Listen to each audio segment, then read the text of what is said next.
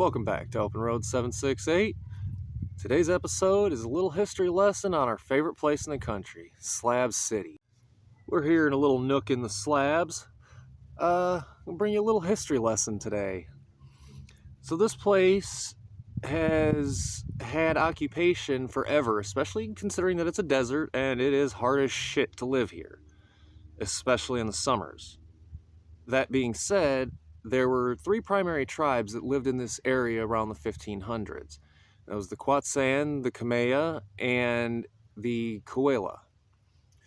Now, these three tribes were not friendly with each other. So the first Spanish explorer, Melchor Diaz, came through in about 1540. Didn't have much luck. Not much luck at all. He could not get through because of the constant conflict. The next explorer to come through would be in the 1770s, and that would be Juan Bautista de Anza, and he too could not pass through the area. No matter how they tried to mediate the conflicts between the native folks, they were not having it. They just wanted warfare. And their tribes actually stretched from here in Imperial County all the way off to Yuma, Arizona. The next thing to happen was in the 1840s, Imperial County was divided between the U.S. and Mexico, the northern half going to the United States, the southern half going to Mexico. So we leap ahead to 1942, where Camp Dunlap is built, and there are 5 tent camps. You've got 8 artillery ranges.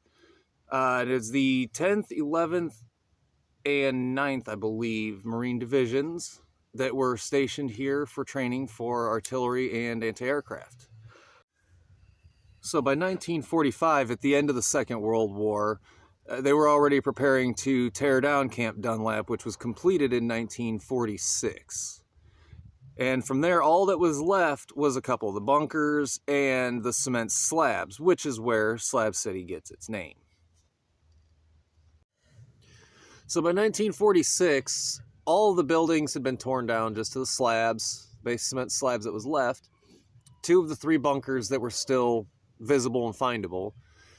And at this point, a few of the former Marines who had actually worked the base had decided to move on to the land.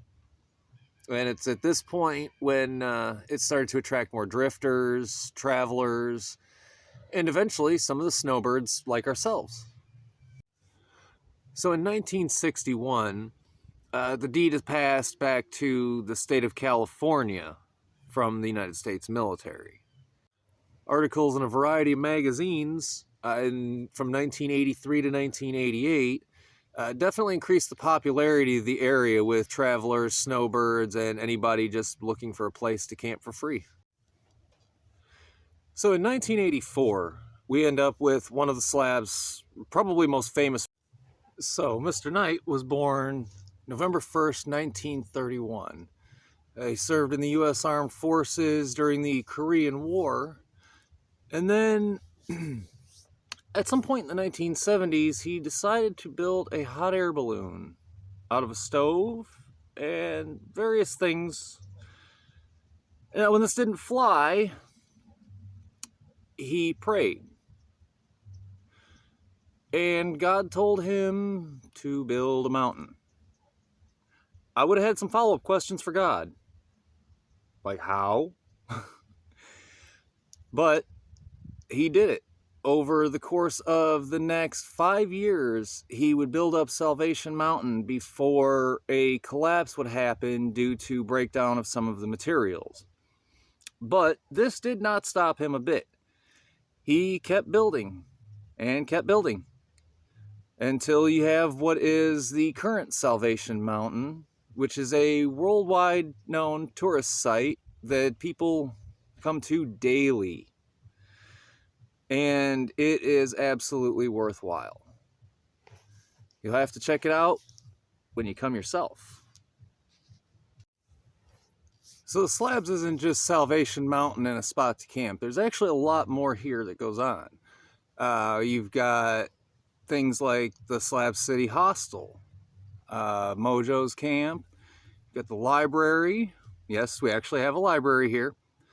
A skate park built out of the marine base swimming pool.